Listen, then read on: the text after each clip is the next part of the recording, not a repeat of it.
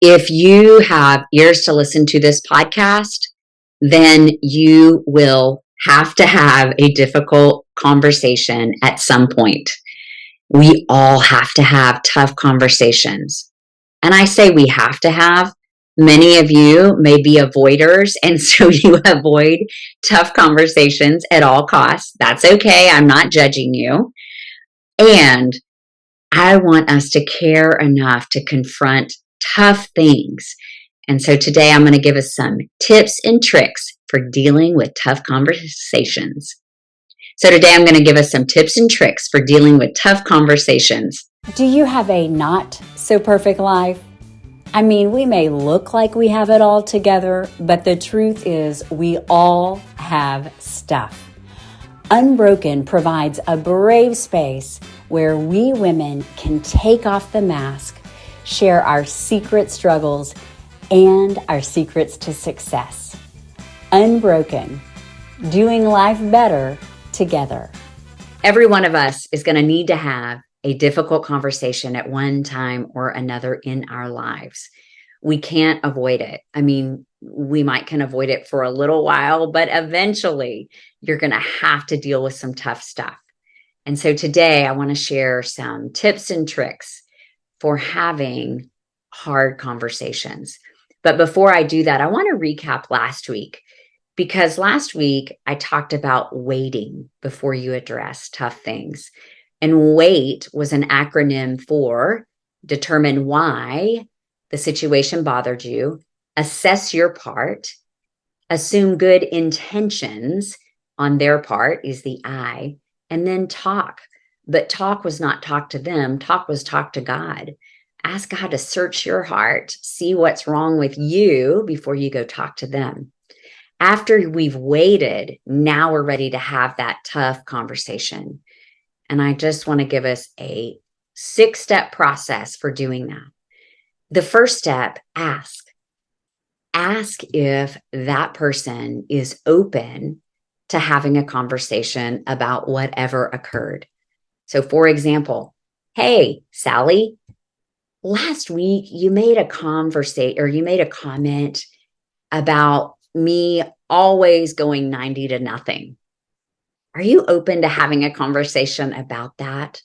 By asking if they are open to that, they have the right and the permission to say yes or no. Side note, if they say no, do not keep going. I do this with my husband, and there have been many times that he said no, he was not open to the conversation. And so I have to be quiet and pause it until later. So ask them if they are open to this conversation. If they say yes, you have invited them into the conversation and they feel more empowered to have it. So ask. The second thing is to share from your perspective. So instead of going, you did this, you did that, from my perspective. And so you're starting the conversation from my perspective. So you're letting them know this isn't necessarily what happened, but this is from my perspective what happened. So you're going to ask if you can have this conversation. You're going to share from your perspective. The next thing you're going to do is be behaviorally focused. And this is where we often miss the mark. We throw out these generalizations. You might say, you were rude to me, you hurt my feelings. While those things may be your perspective, they're not behaviorally specific. And it can sometimes feel like you're attacking the person versus addressing the behavior. So are you attacking a person or addressing a behavior?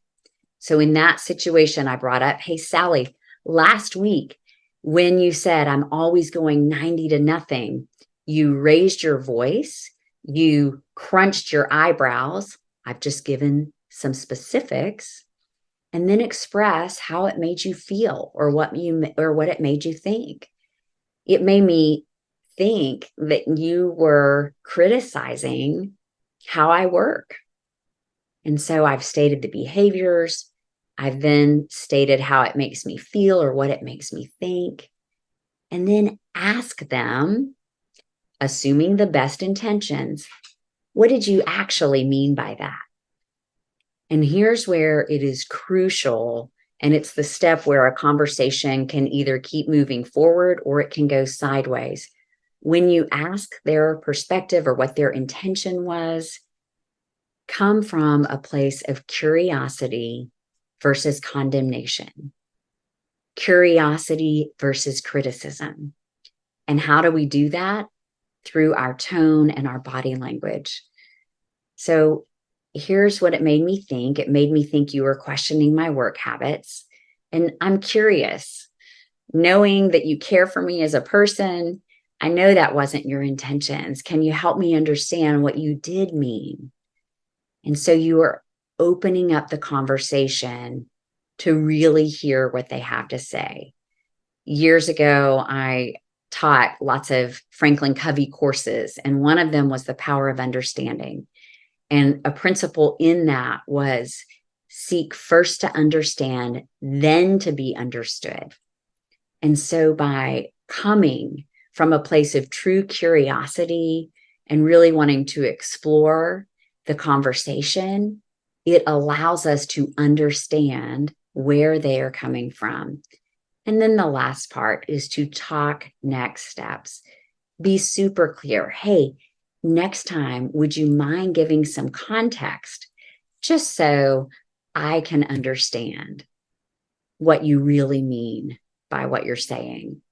So let's recap real quick, and then I'm going to give you a little secret weapon of information that I think you're going to find very helpful. So the first thing, ask them if they're open to having a conversation. Secondly, you want to share from your perspective.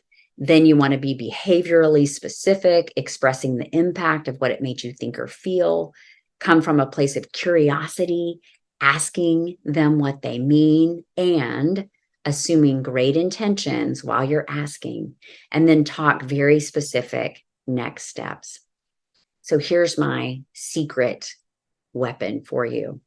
And it really is just an understanding that there is an enemy in my life. It's the devil who would love to come between relationships.